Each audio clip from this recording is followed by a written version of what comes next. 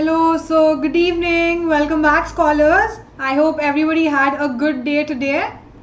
I know it's almost weekend, end of Friday, but we will just work for another hour and wind up this class as soon as possible. So, yeah, good evening, everyone. People have already joined in. Hi, Shrestha, good evening. Hello, Ria.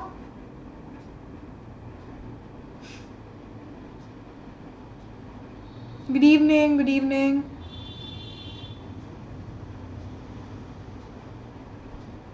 Anyway, so we'll just give it a couple of minutes for other people to join. But in the meanwhile, the introductions are done. I think we'll have a substantive number. Yes. Cool. So, a little bit about myself before we talk about today's topic. I'm Nikitha, as most of you all know, and I'm the history educator at Unacademy Scholars channel. So I will be taking classes for standard 11th and 12th for CBSE students, right?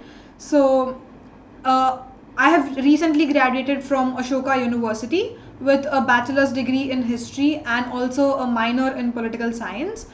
And yes, that is about me. Before going further, as every day I tell y'all, I would like to brief y'all about some of the Unacademy Plus features and benefits you can avail by subscribing to Unacademy Plus. So few of them are you can actually sit at your own homes and listen to the live classes taught by some of the top educators of India, all available on one single platform, and you will have access to unlimited number of courses, be it any discipline or any subject, right? Like ranging from philosophy, history, math, anything, all available on a single platform. And there are also regular doubt solving sessions along with answer writing sessions, and also you can take part in practice tests and live test series to evaluate your and assess yourself. There is also exhaustive coverage of syllabus by the educators at Unacademy Plus. They will cover point to point, which is a part of your textbook. Also, there is mentorship given to you, guidance given to you, along with access to study materials in the form of PDF, which you can refer to later on for any queries or doubts, right? And yes, there are a range of subscriptions for Unacademy Plus.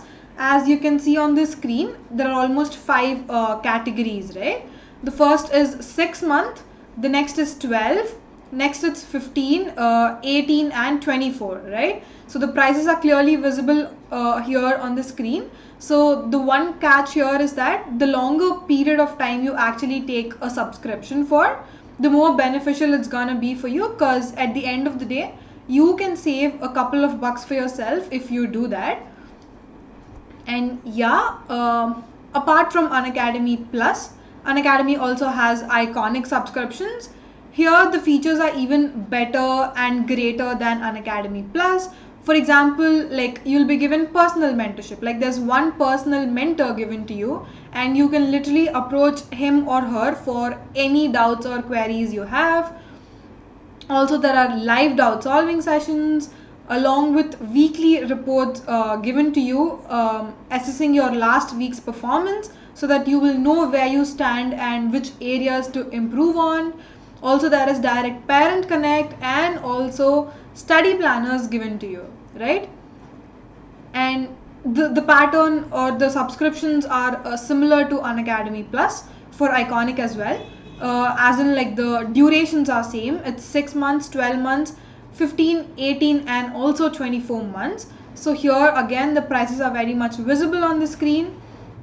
You can go ahead and subscribe to whichever one you like, right? Yes, so in the meanwhile a couple of more people joined. Hi Rishiraj, good evening. Hi Yanika, good evening. Hello Yash.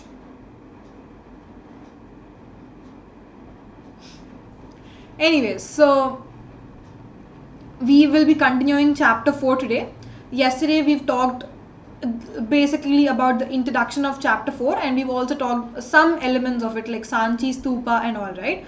So today we will be continuing that. But before going into today's topic, yesterday there was a question raised by one of you. I am not sure who asked this question, but I think it was Reena, if I'm not wrong. So she was basically asking about when the Sanchi Stupa was discovered, right? So yes, it is a part of your textbook. In the later pages you will encounter. So basically it was discovered in the year 1818, right? So again, this is factual information. You can choose to remember or choose to ignore it. It is your choice. But I'm just telling you, it was discovered in 1818 by a English scholar, right? So his name was Henry, right? Henry Taylor, to be very specific. So a guy called Henry Taylor, who was from England, who was residing in India back then, he was the person who discovered Sanchi Stupa in the year 1818. I hope this answers Reena's question and also other people who had the same doubt. Yes. Anyways, so we will be continuing chapter 4 today. We will talk a little bit about Jainism and a lot less about Buddhism, but coming the eventual classes, we will talk in great detail about Buddhism as well. So yeah, how Buddhist texts were prepared and preserved. We are talking a lot about Buddhism, right? So what does that mean? We know and we are getting a lot of information from a particular source. As we have discussed yesterday, Buddhist texts give us a lot of information. So how were these texts actually were prepared and also preserved? Like writing them is one thing, right? Like putting all those thoughts and information onto a paper or a manuscript is one thing, but you also have to preserve that manuscript because it's not written like a year back or a century back. It belongs to almost 6th century, 4th century BCE. So in order for it to survive for so many years, proper preservation has to happen, and we will see how that preservation happened in the slide, right? So initially nothing was written down. Like back in the 6th, 5th centuries, nothing was written down. Like no Buddhist philosophy, no Buddhist ideas, no Buddhist teachings, nothing was on paper or on a manuscript. Everything was oral, like from one generation to other. Only through the mouth, through the word of mouth, information have been passed on from one generation to the other, right? So like, but how did they get to know that information? When Buddha was alive, he used to conduct all these discourses and seminar sorts where people used to attend them. They used to listen to whatever Buddha was saying, and then after coming back to their homes, they used to spread this information to their neighbors, to their family, friends, and also they used to discuss things amongst themselves. So that is how the word spread from one mouth to the other, right? So that's what I mean by orally passed down initially. But when were these written down? Like we know that Buddhist texts exist. So when were these actually written down? You have to remember one point, that it was only after Buddha's death. Like he died almost in 4th century BCE. It was only after his death that his disciples started writing down his teachings and thoughts, right? To be very specific, in the 4th and 5th century BCE, his disciples, which include a lot of Buddhist monks or elderly people, let's say, they sat together, like they organized a forum for themselves.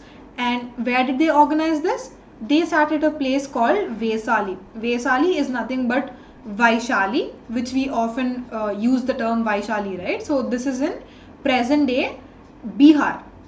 So they sat down in Vaishali and they started writing down whatever Buddha used to teach people, right? So that is how the text came into being. That is how the text emerged. So what are these texts, right? Like what did they write down, and do we have a name for it? Yes, we certainly do have a name for it, which is called as Tripitakas. As everyone knows, the Sanskrit term tri, like tri, means three, right? In English it is three. So the literal translation is three Pitakas. Like there are Pitakas are three in number, right? So in the next slide we'll talk about what those three Pitakas are, but how exactly are they classified is the question, right? So on basis on the subject matter, based on the content, these three Pitakas have been classified, right? This is very simple slide. How initially they were very oral. After a certain point of time, people started writing down. And what were they called? Tripitakas. I only had 3 points in this slide. I hope everybody got it. Yes. So any questions till here?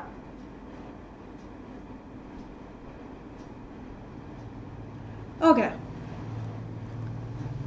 So what are these three Pitakas, right? The names of these three Pitakas are Vinaya Pitaka, Sutta Pitaka and Abhidhamma Pitaka. What did they contain? If you look at the first one, Vinaya Pitaka, it basically had rules and regulations for those who joined the Sangha or the monastic order. Again, what does this basically mean? If suppose I am a person and I want to follow Buddhism, I'm interested in Buddhism, I want to be a part of the Buddhist community. So Sangha is nothing but community, right? Sangha is nothing but community or like an association. I want to, for example, let's say I want to become a member of that community.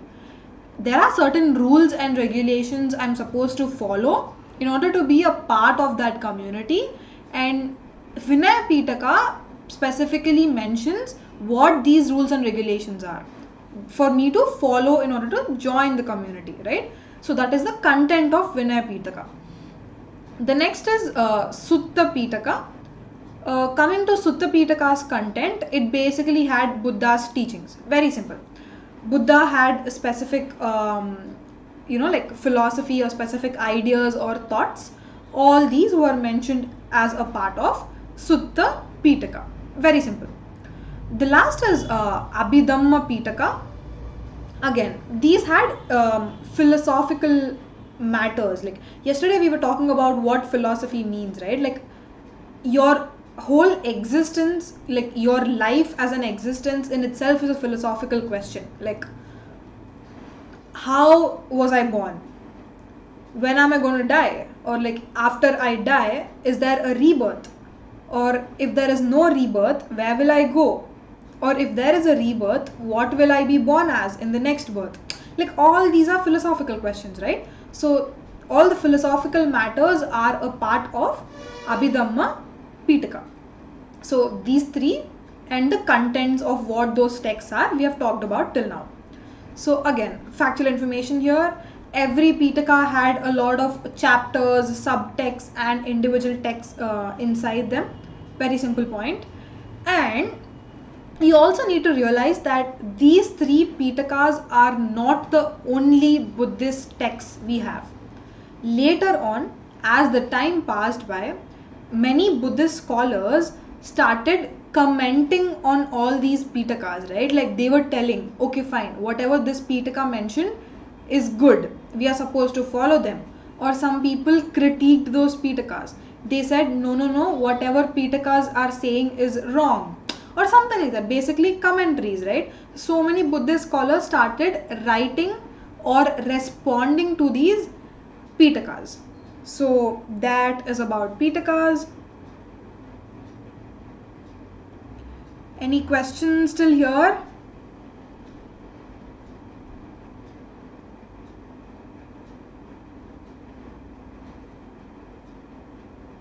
Okay, so I don't see any questions as of now.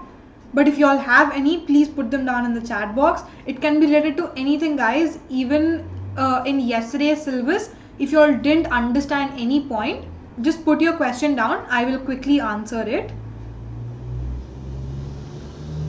Cool. So, Buddhism, right? We know that Buddhism is not just in India. Even now, even the 21st century, in most of the South Asian states, like Southeast Asian states, we see that Buddhism is like the dominant religion, right? For us, Hinduism is the dominant religion, right? Like in India, Hindus form the majority of the population. But if you consider like the Southeast Asian countries, like Indonesia or like countries like that, you will see that Buddhism is the major religion. Like Buddhism is dominating there. So how did actually Buddhism was born in India, right? Like how did it travel from here to other nations? So we will read about that in this slide. So how did Buddhism basically spread to other nations or areas? Yes. So one thing you all need to remember is Ashoka, the Mauryan king Ashoka, whom we talked about in the previous 2 chapters. He was a great proponent of Buddhism. Like he, at one point of time after the Kalinga war, when he started propagating Dhamma and the Dhamma principles, he was so attracted to Buddhism that not just he himself believed in Buddhism, but he also convinced other people to follow Buddhism, and he spread all those Buddhist ideas. So what did he do, right? Like he played a major role, especially the fact that Buddhism traveled to regions like Sri Lanka. The whole credit goes to Ashoka, because I'll tell you why. He has Ashoka actually has a son and a daughter. Son's name is Mahendra,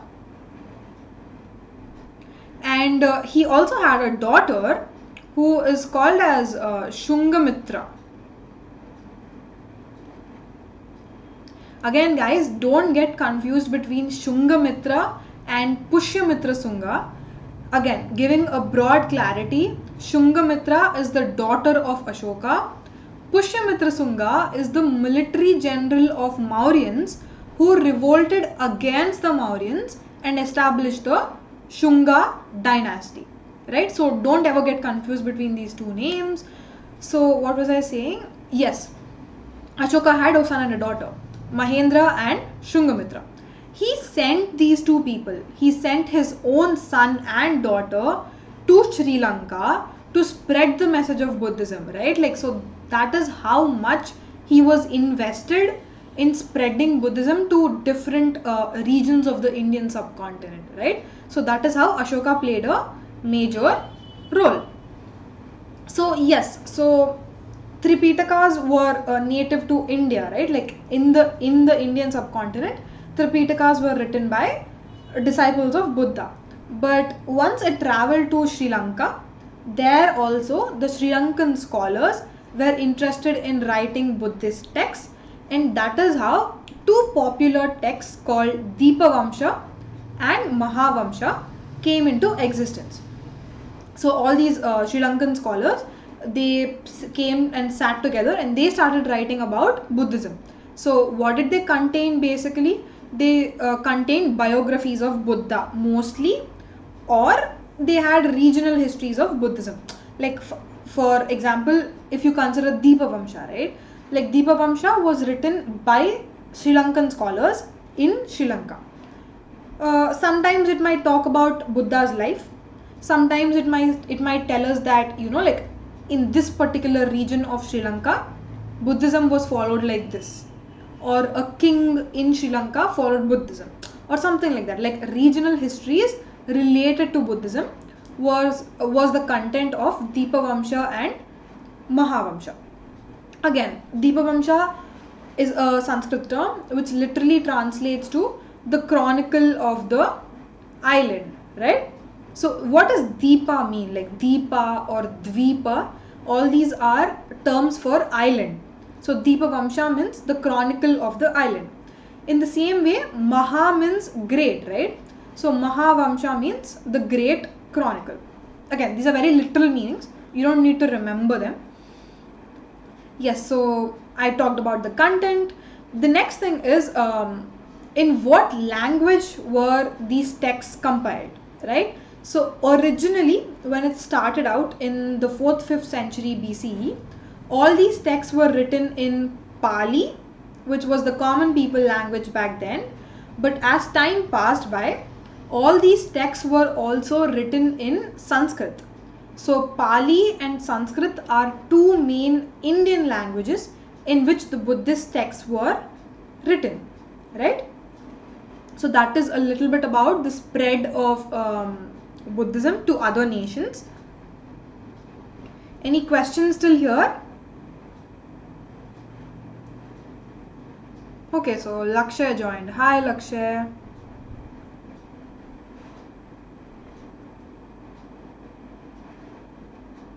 Okay, so no questions. What specifically is your question, Lakshay? What do you mean by which part is this? If you're referring to the chapter, we're dealing with chapter 4. Sorry, I'm so sorry, it's Ayush, right? Yeah. So just type down your question. In the meanwhile, I'll move on to the next slide. Right, so oh yes, sorry, I skipped your question, Yash. So your question is basically who wrote these 3 books, right? So again, we don't have one particular author who wrote all this. As I was telling you, there were sanghas, right? Like associations or communities. So many learned scholars or disciples of Buddha himself. Like there are so many disciples. Buddha just didn't have one disciple. There are so many disciples. So all of them came together. They sat down and they started writing as a community. So we don't have one author per se. We'll just say that disciples of Buddha authored these 3 books. Is that point clear, Yash?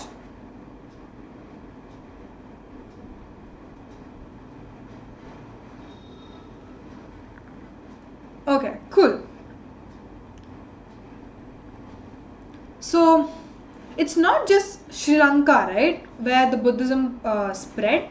It also spread to different other regions, not just India and Sri Lanka. So we'll talk about where did it go to, right? So for example, it spread to East Asia, out of which China is one of the popular nations where Buddhism is still prevalent. Like it was there back then, even now Buddhism is still prevalent in China. So how did it spread to China, right? Like we've talked about Fahian and Xuanzang. Again, here it is Faxian. In some textbooks it is written as Fahien. So Fahian and Xuanzang are basically Chinese travelers who visited India. Fahian came in 5th century CE and Xuanzang came in 7th century CE to India.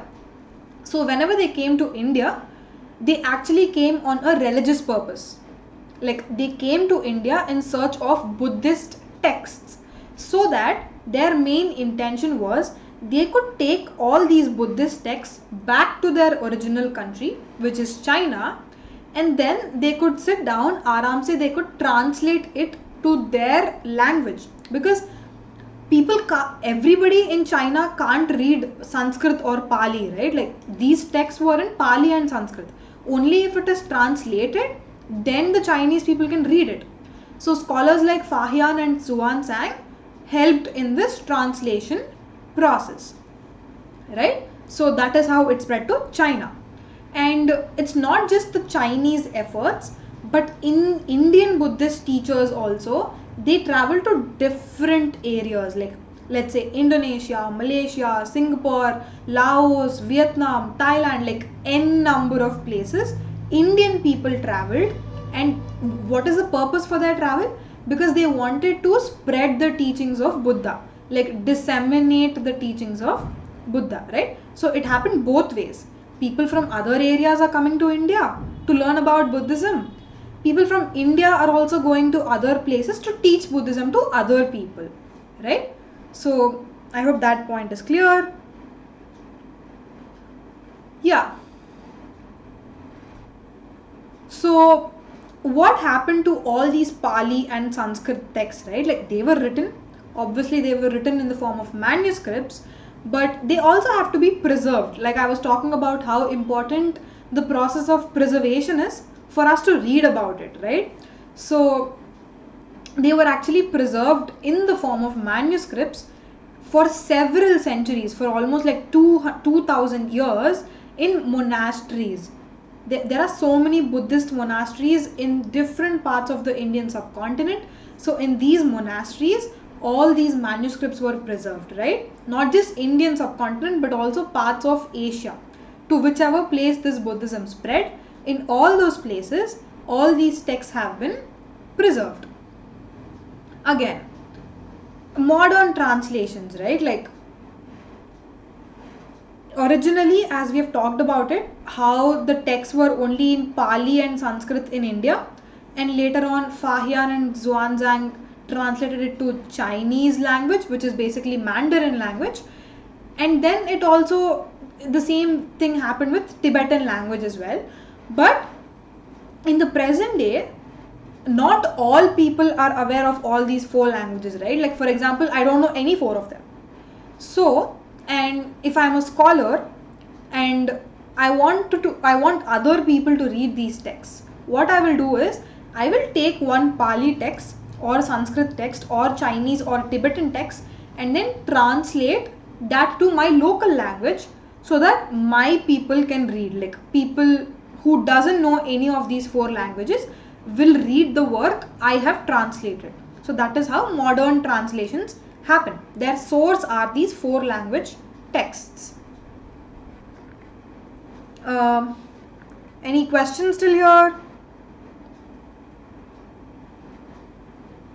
Yes, Ayush, you're absolutely right. Fahian came in 5th century and Xuanzang came in 7th century BC to India as Buddhist pilgrim travelers, right?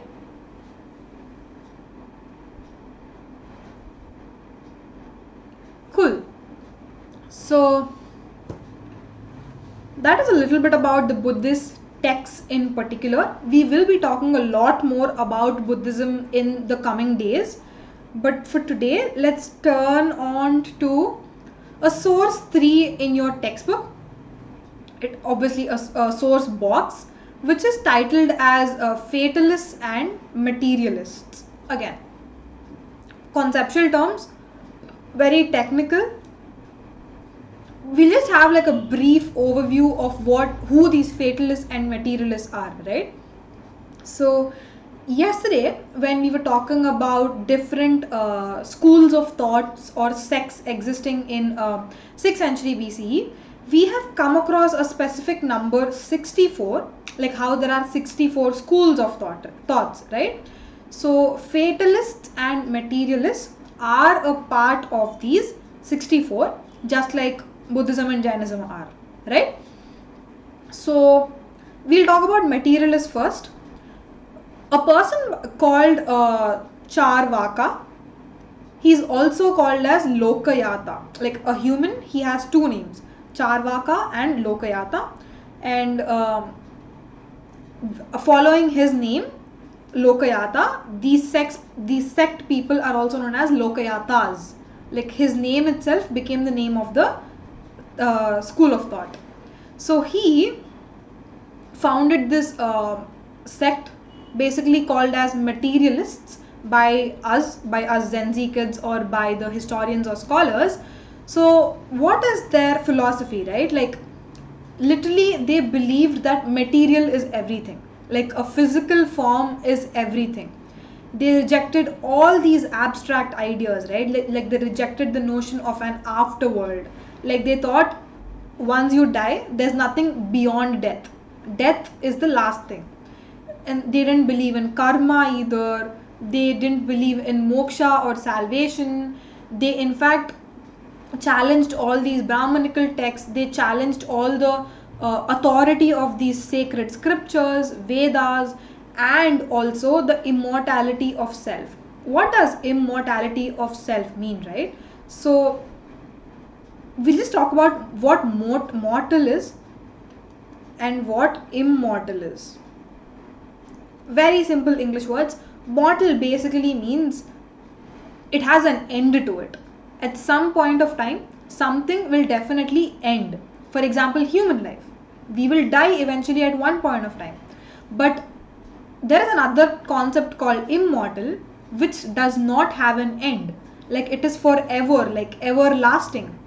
So what Brahmanical traditions believed is humans or like the self or the individual self is immortal. Like even after we die, we'll have another birth. Even after that death, we'll have another birth. Like the cycle continues, right? Like that is what Brahmanical texts say us. But Lokayatas or materialists, they rejected this idea of immortality and said that human life ends at some point of time and that is the end. We don't have anything beyond death. So that is what Lokayatas believed in, right? So this is just like an excerpt from your textbook, from the source box 3 itself. So again, to put it in very simple terms, he says that all these sacrifices or all these rituals or anything we are doing, like why do we do rituals, right? Like basically, why does Brahmanical texts ask us to do rituals? Because once we die, if you do this particular ritual, you will attain moksha or you will attain salvation, right? So Charvaka sect or Lokayatas or materialists, they basically say that we don't have an afterlife, so doing all these rituals or sacrifices is a waste of time. It doesn't mean anything. It doesn't make any sense, right? So that is what they say. And what do we become after we die? Like according to them, our human body consists of 5 elements like wind, air, water, earth and all that stuff. So they basically tell us that once we die, an element earthy, like earthy is actually an element according to them. Earthy is there in every human being apparently. So once we die, earthy returns to the earth and the fluid in our body becomes water and the heat in our body becomes fire. In the same manner, the windy element in our body becomes air, and finally our senses pass on to the space. So what do these basically mean is that there is an end to everything. Again, like perish is gone, like gone forever. It doesn't come back, right? So once we are dead, it is gone. We don't have a life after that. That is what the materialists believe in. That is their philosophy, right? So any questions still here?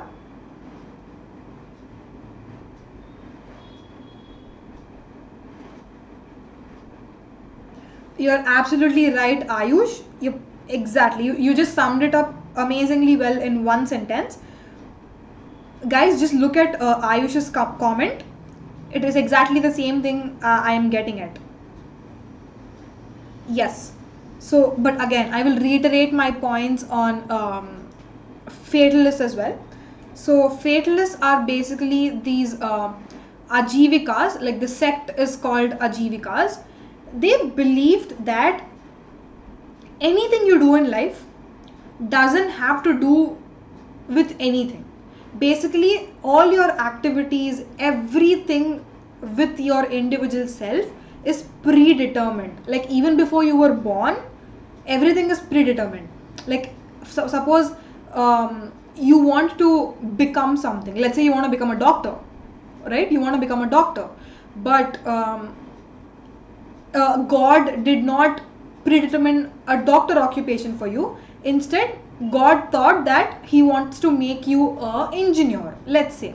So even if you study hard and want to become a doctor, you will not become a doctor because God has already predetermined you as an engineer, right? So even if you want to do something in life, you will not become that. Instead, everything is predetermined in your life.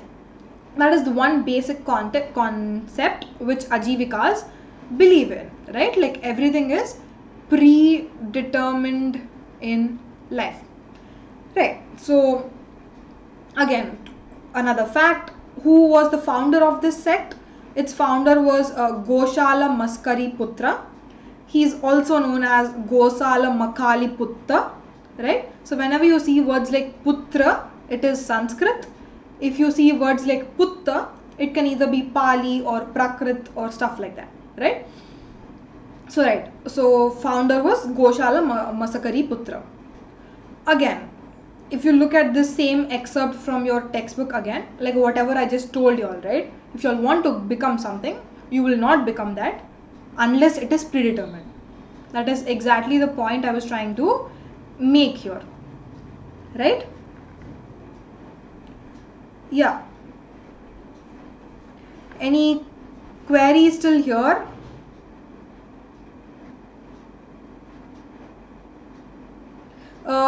Yash, your point says Mahavira and Buddha both believe in rejection of Vedas. Yes, both reject Vedas. Both of them believe in animal rights. You're absolutely right. They believe in karma, right? And they do not believe in God and scriptures. As in, Mahavira and Buddha did not believe in scriptures as such, but after they died, their disciples wrote down all their teachings. So those are the texts we have. Those are the scriptures we have. So in a wide sense, we can say that the followers of Buddha or Mahavira, they need to know what Mahavira and Buddha are teaching, right? So at least for that, they are going to read the scriptures. They're going to read all these Tripitakas or other Jaina texts. So we can't necessarily avoid the fact that scriptures are not a part of Buddhism and Jainism. But like the other 3 points you mentioned, they're absolutely right, Yash.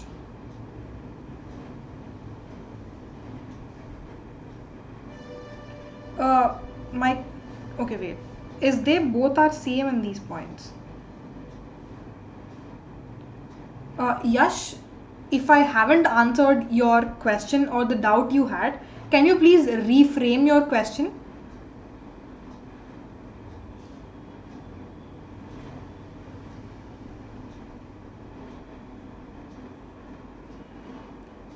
Yeah, so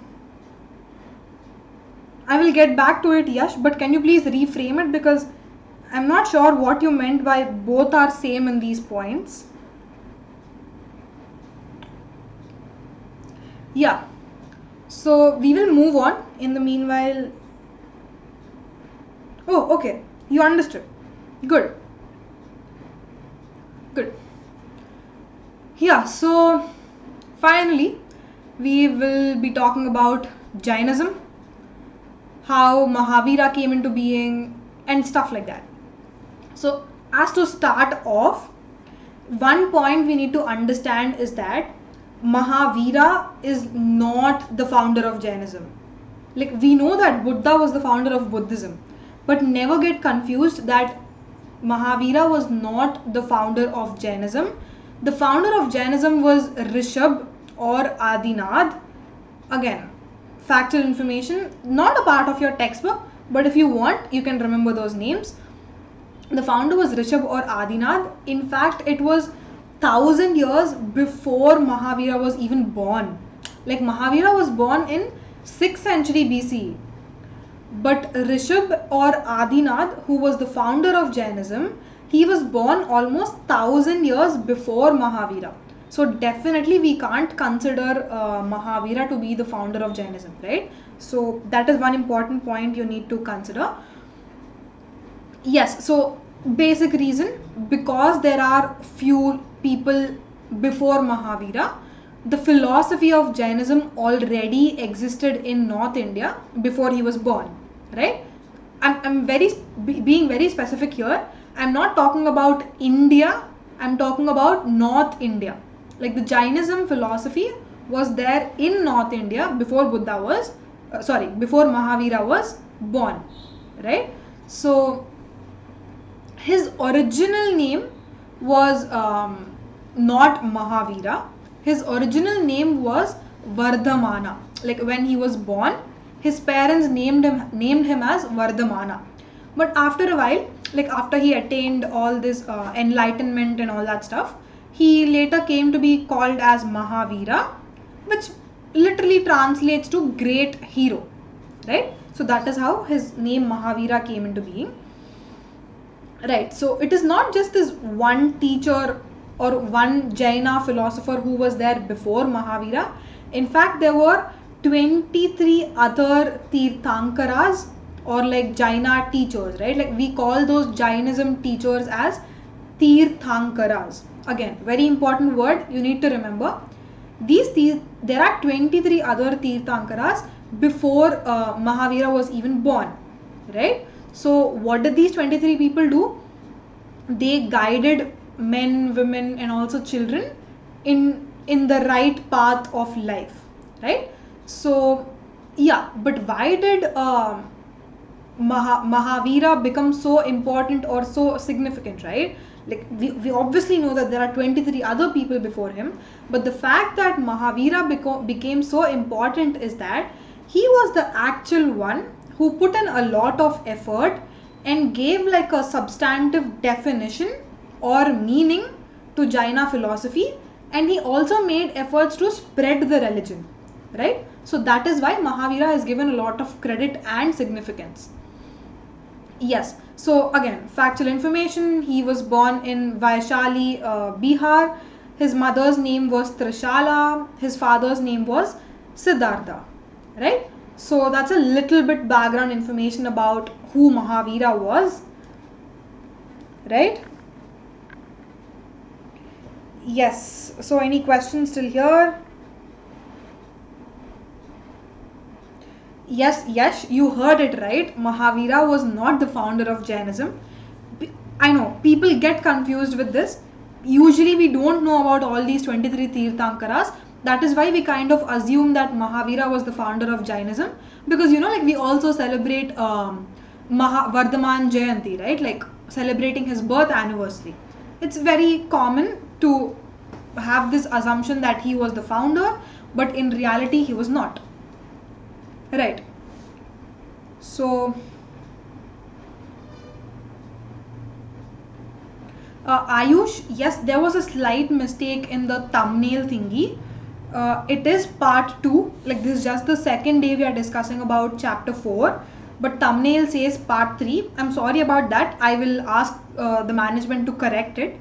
So yeah.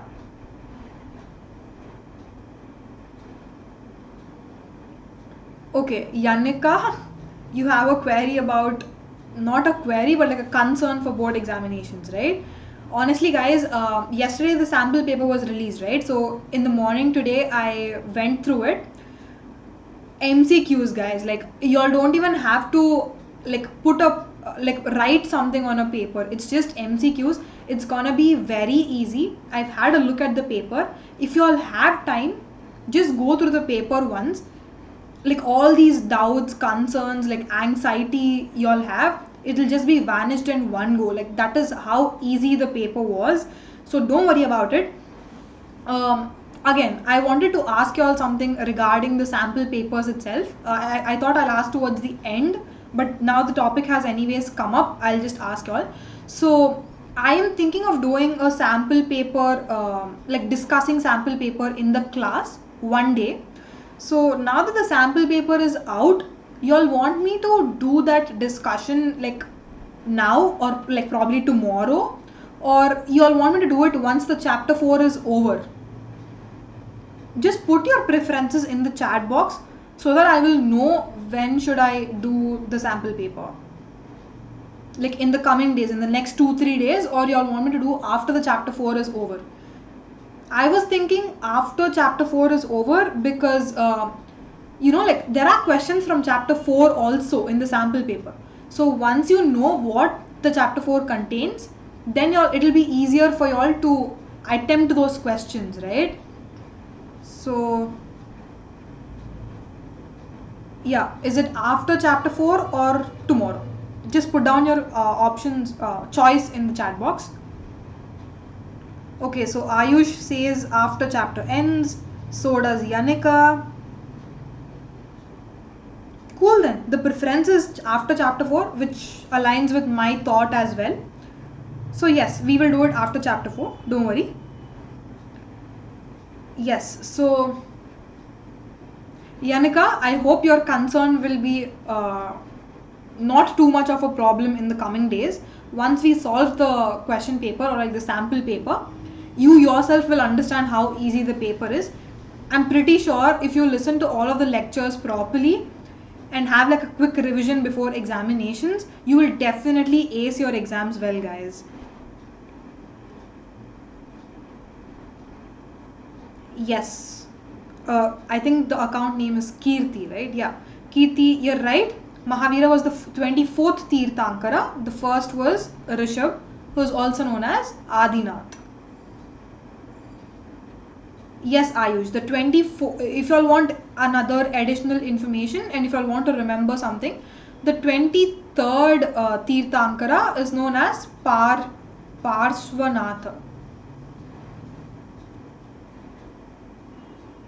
Again, the spelling might vary from textbook to textbook, but he's basically pronounced as Parshvanatha. He was the 23rd Tirthankara. Yes. Thank you, Ayush, for that point.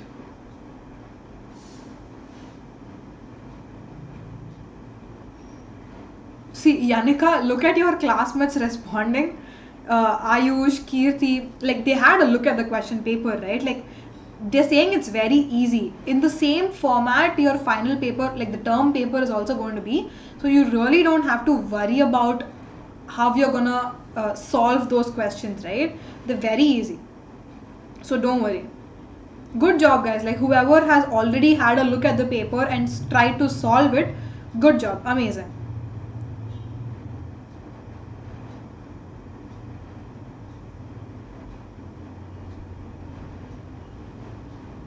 Yes, we will definitely have a discussion of the sample paper. That's what I was telling, right? Like once this chapter 4 comes to an end, we will definitely dedicate, if not 1-2 complete days for the discussion of the sample paper. So don't worry about it. Yeah, if you want, you can try solving it yourself. But nonetheless, after this chapter finishes, we will definitely do in the class itself. Ayush, it is not like that. See, again, when you're talking about MCQs from a particular chapter, right? Like there are, from one chapter itself, there's a possibility that you can come up with hundreds and hundreds of MCQs. So don't think that all the questions are already asked in the sample paper. That is why they're going to give you questions out of the syllabus in the final term paper. No, that is not how things work. Probably the questions might be repeated, right? Like who knows? We really don't know who's going to prepare the question paper. It might be that they'll be repeated or a new set of questions may come up. So don't worry about the questions and the pattern.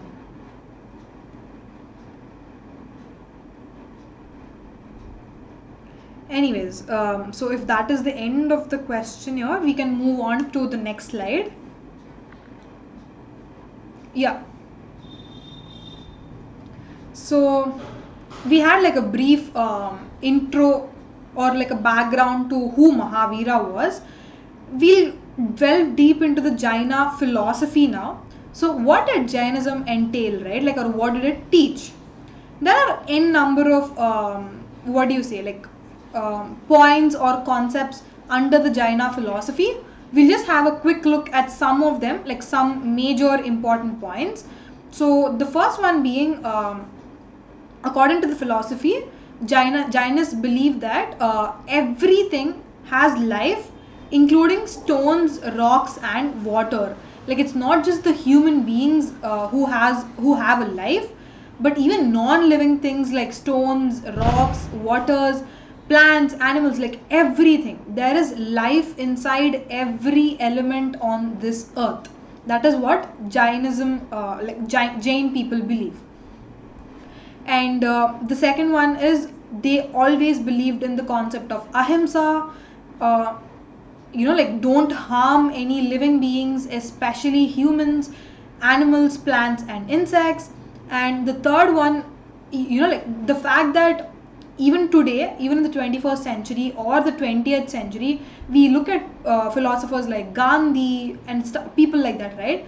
What did they propagate? They always believed in one philosophy, which was ahimsa.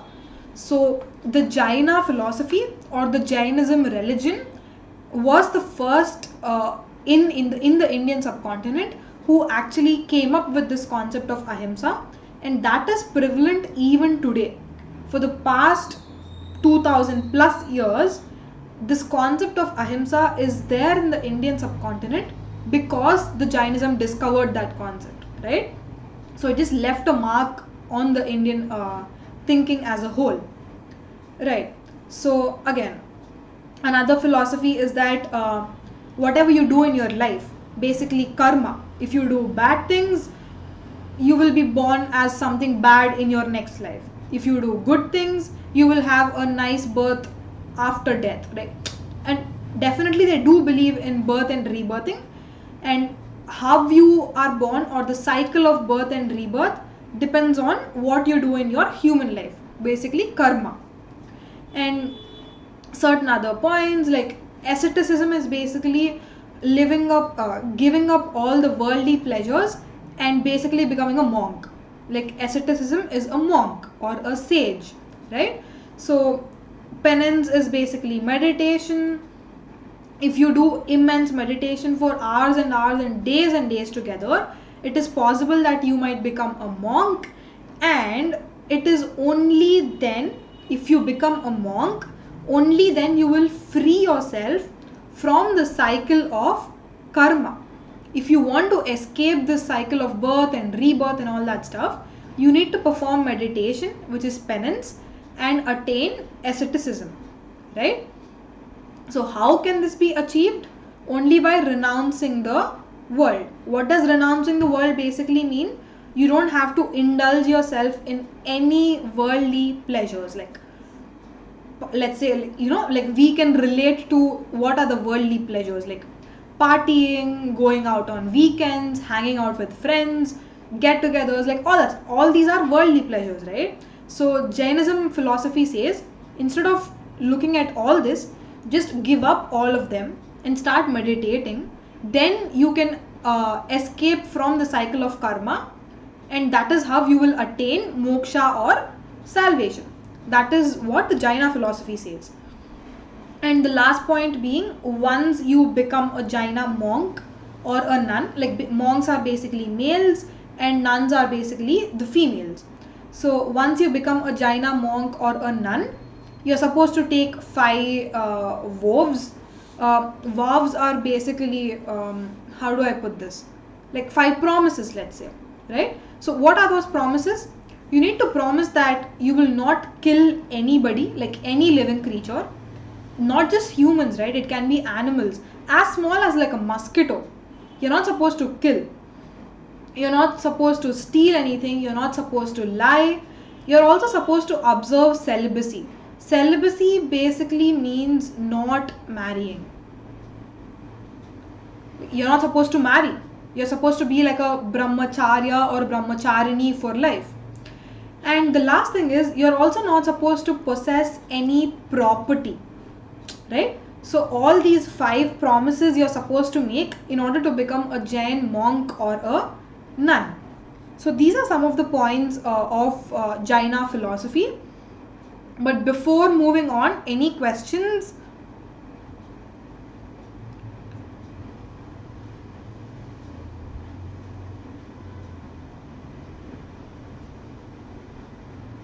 Yes, in your textbook, to describe the first point, everything has life, including stones, rocks and water. There is a particular term used in your textbook called animated, including human life, right? Like your textbook says that including humans, everything is animated, basically meaning we have a life, right? Thank you, Ayush, for that point.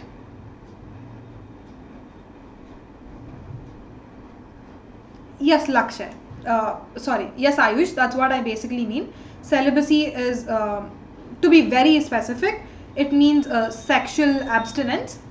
But yeah, basically not marrying as well. Yeah. So if no further questions, we can move on to source 4. Yes. Again, these source boxes are really important. If you all have a look at the sample question papers released by the board yesterday, whoever had a look at it, you might have realized that one of the case studies, like the first case study given as a part of the question paper, it was a source box.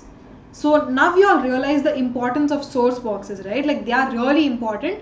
Don't just skim through it, guys. Have like a proper look at it. They're really important. So so the source 4 is the world beyond the palace. Right, so basically before moving on to what the story is, I would just like to tell you all that just like the Buddhist texts, even the teachings of Mahavira were not written down when he was alive. In fact, after his death, in the same manner, just like what happened with Buddhism, Mahavira disciples wrote down all his teachings, and that is how we have Jaina texts right now. Again, these were basically in the form of stories which could be easily read by ordinary people. So the audience did not just include the elite people or who could read and write, but it was in the form of stories so that everybody could know what is exactly the content of all these texts, right? Yeah, so we will be looking at one example from a Prakrit text known as Uttara Dhyayana Sutta, right? Again, you don't have to remember the name of the text, it's just that I'm telling you. So this text is Uttara Dhyayana Sutta.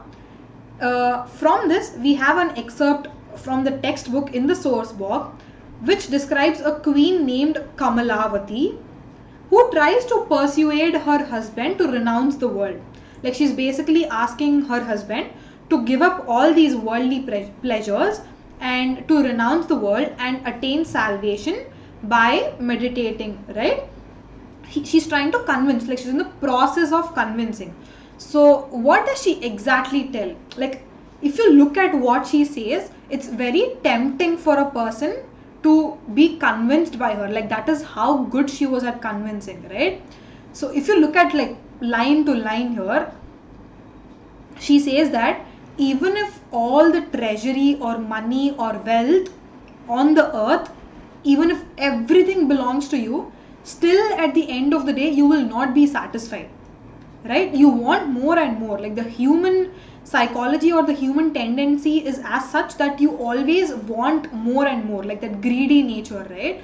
So in that case, even if you have all of it, even if you have all of the wealth, it is not going to save you, right? It's not going to save you after death. Just because you have wealth doesn't mean you won't die. You will die eventually. So in that case, the queen says, Kamalavati says to her husband that, "O king," like she's basically asking, "O king, leave all this behind, do your meditation, like penance alone, otherwise nothing else will save you. Like a meditation or attaining salvation is the only thing which will help you to escape from this cycle of birth and rebirth," right? So she says that even I don't like to be in this world. I feel very suffocated, like just like a bird. How is it like restricted to a cage? Even Kamalavati feels that she is restricted in this world, like she doesn't have freedom. So that is why she wants to renounce this world and become a nun. She doesn't want any children, like offsprings are basically children. She doesn't want any children. She doesn't have any desires. She can live without love and without being hatred, right? So she's telling that I can live, so you also meditate and try to become a monk. So that is how she's trying to convince her husband. And yeah, like basically the same thing, right? Like leave your large kingdom, abandon everything you have which pleases your senses, like give up all this property, like donate it to somebody or just leave it like that, and you do meditation, and that is how you will become free as an individual self. So she's very much trying hard to convince her husband to become a Jaina monk, right? So why are we reading these source boxes? So if you look at it, like for example, I was a member of that kingdom, right? Like I was living in 5th century BCE and I read this text. What will I think to myself? Oh, like people like a king and a queen themselves have renounced the world. Then it must be really easy for me to renounce the world, and it is also important for me to renounce the world in order to attain salvation, right? So I will have all those thoughts popping up in my mind if I read this text. So through texts like these, the Jaina scholars or the Jaina philosophers, they are trying to convince the masses or the populations or the common people to also become monks and nuns, right? So that is the inner meaning of why we are studying this text, right? Yeah. But before that, any questions?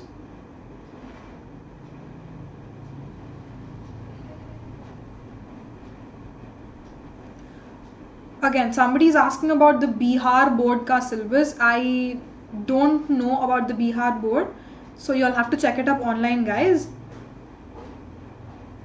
I'm not really sure. So again, this is only the teaching for CBSE kids, so I don't know this Bihar board. Yes, salvation, nirvana, moksha, all these are synonymous terms. Yes, so if you all don't have any questions, we can move forward. Yeah, so how did Jainism spread, right? Like we've seen how Buddhism spread. In the same manner, we'll see how Jainism spread. To be very honest, Buddhism actually spread even outside India at a great level, at like a broader level. To like many people started following Buddhism. But when it comes to Jainism, it doesn't have much influence like Buddhism. But yes, fairly we can say that it did spread to a certain extent. And initially we had its presence only in North India, but as time passed by, it spread to the other parts of India as well. So just like Buddhists, Jaina scholars also produced a wealth of literature in a variety of languages. Again, even in the regional languages like Tamil, Jaina literature have been produced, right? And the primary languages were Prakrit and Sanskrit.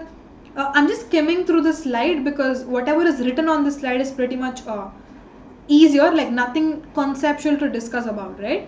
So again, for centuries, all these manuscripts of different texts, just like Buddhist texts, were preserved in the libraries attached to temples. Like usually, if you go to a temple, you either see like a museum or a library attached to the temple, like within the temple premises, right? So in those libraries, all these books and texts were preserved. And some of the earliest stone sculptures, which you see even now in modern day India, which are associated with religious traditions, they were produced by devotees of Jaina Tirthankaras, like the devotees of Jainism or the followers of Jainism. They were responsible for erecting all these stone sculptures associated with religious traditions, obviously with Jainism, and most of them have been recovered by the Archaeological Survey of India, which are a part of the Indian subcontinent, right? Right. Any questions till here? Cool. This is the last slide we have for today. This is not a part of your textbook, guys, but this is really important for you to have a better understanding of what Jainism really meant or how it developed over the coming centuries. Schism, right? Like schism basically means split. As in the original religion of Jainism split into different components or different categories. The first of them is Digambaras. The second is Shvetambaras. Just a little bit of background information as to why the schism happened or why the split happened. So at one point of time in 3rd century BCE, there was a famine in North India, like people were dying, no food to eat and all that stuff. So that is why what happened is most of the Jain people, they traveled to the south of India, like from the northern alluvial plains, they traveled to Karnataka, right? So they were staying in Karnataka for a lot of time, and eventually after a couple of decades or centuries, when they met again, they have realized that their traditions are no more the same. Like the way they are like believing in the religion, or the way they are believing in the texts, there is a differentiation, there is a like the difference in what you're actually believing. So people who actually stayed back in the northern India, they are called as Digambaras. Sorry. People who were called as Digambaras are basically people who came to the south, like in Karnataka they were residing. People who moved because of the famine, they are called as Digambaras, and they are the followers of Bhadrabahu. Like Bhadrabahu is the leader of Digambara sect. So again, if you know, the main point or like the main component of Jaina philosophy is that they are supposed to be nude, like they're not supposed to wear any clothes on their body, right? So the Digambaras believed in that. They wanted to retain that nudity and they were nude.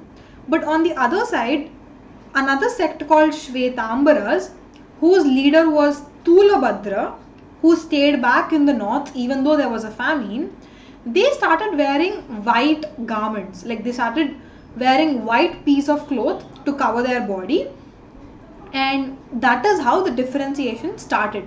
Like it almost started from 3rd century BCE, and this split was very much evident in 5th century CE,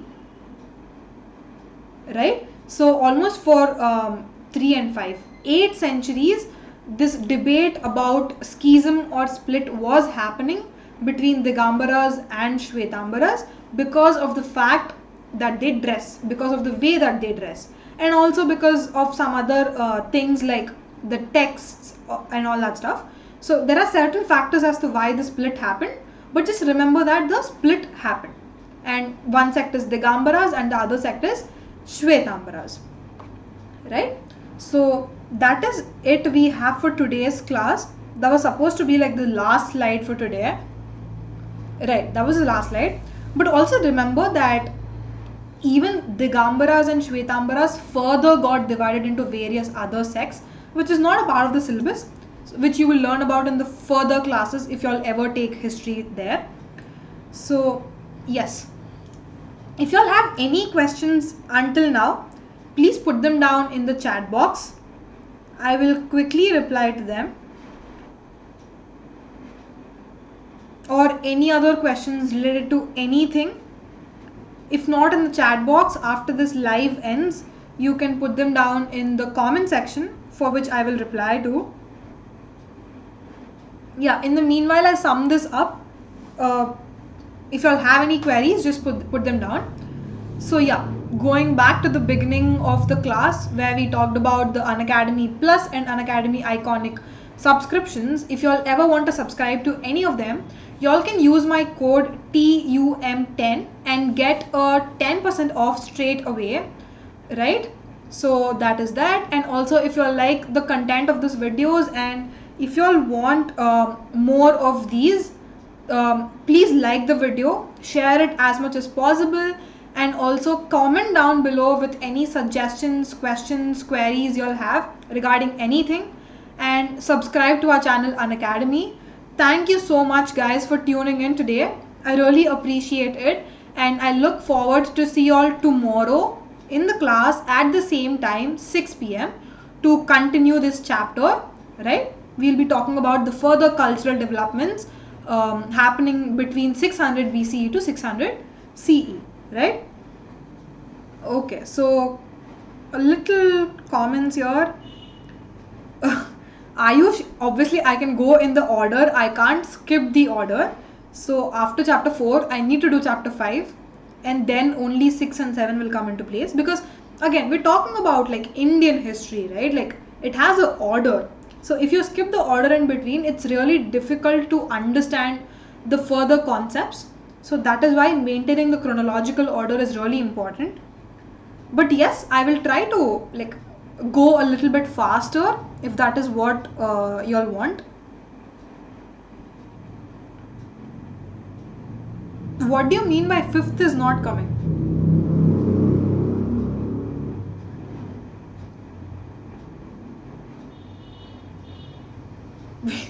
You're asking me to delete the chapter, like don't explain it, or like did the board delete it? Did the CBSE board announce something?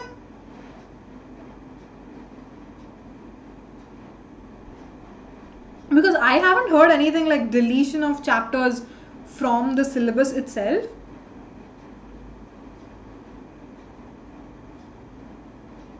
Guys, is this some information I'm missing out on? Like, should I go to the CBSE board and check like the website? Oh, I didn't know this, Ayush. Anyways, thank you so much for informing me. I will definitely look into this. Yes, yes. Thanks, Ayush. Thanks so much for telling me beforehand. Okay, then we can skip chapter 5 if we want, and then do chapter 6 and 7. Cool. So we'll do that. But before that, Shiba has a comment. Okay, thank you, Shiba. That actually means a lot. Thank you so much. Yes, so that is the end of the class today, guys. I will see you all tomorrow again at 6 p.m. Please don't forget to tune in for the continuation of this chapter.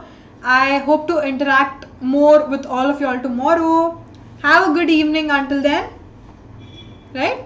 I'll see you tomorrow. Bye bye. Bye, guys.